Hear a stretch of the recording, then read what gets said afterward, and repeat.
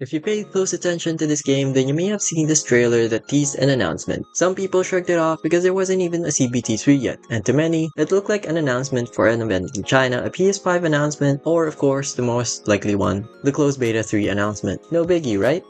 Wrong. If they announced CBT3, we would already have a release date in mind. How so? Let's check the timeline, shall we? The last game Hoyo released was Honkai Star Rail. It too had 3 beta tests, but the last one is the only one we're concerned with. The last beta test was announced to start last year at February 10 and ended at March 24, which lasted about a month. Afterwards, the game released on April 26, almost exactly a month after the last day of beta. Now of course we can't just jump into conclusions with only one thing to look at. To see a pattern, we need at least 3 items. The second item in this list is Honkai Impact 3rd Part 2. There's no exact information when the testing began and ended, but we can check the estimates from this legend Marisa Honkai. The first actual leak vid was on the 10th of January, and based on the content, it seems that the test ended on 20 or 21. They proceeded to shut it down for the next few days and released the biggest Honkai patch on Feb 1st. Okay, so for you guys who don't know, Honkai patches are months ahead in China, so that's why the actual first release of this patch is Feb 1 instead of the global release of Feb 29. Anyway, that's around 10 days for the test and around 10 days for finalizing the patch. The point is there's about an equal amount of days in the final betas and the time before its release. The last one in this pattern is Genshin Impact, which held a beta from July 2 of 2020 up to July 27, which is again about a month. Now this is a little different because Genshin released in August 28, which is 2 months after the last beta. But really, are you going to question why they work faster now? I mean...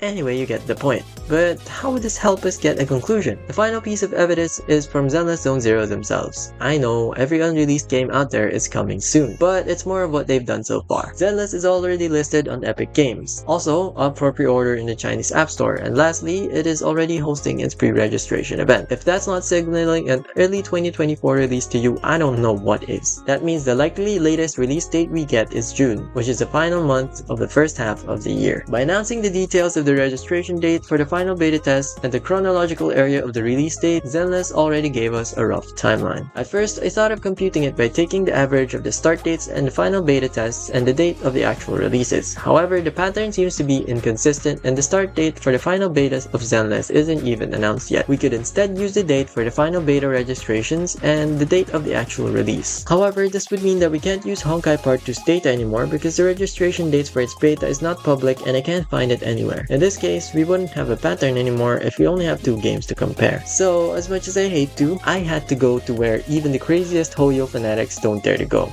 That's right, Tears of Themis. With this, we can have a pattern again, and this is how it went. Days between Star Rail CBT registration and release is 92 days. For Genshin, it's 137 days. For Tears of Themis, it's 101 days. The pattern takes into account the production speed they get from all the funding Hoyo generates itself. I'll skip the computations, but basically, this. I have to admit, I'm not convinced either. I need something more concrete. So I decided to find a new pattern, and that's when it hit me. Instead of counting days or months, I instead tried to compute for weeks. Using an online calculator, the pattern becomes really obvious. The dates were set in weeks. The extra days are accounted for by the number of holidays within that time frame. But why would a Chinese company care about worldwide holidays? It's because they work with people beyond China. The diminishing number of weeks is likely caused by the upward trend of resource they earned themselves throughout the years. Need I remind you?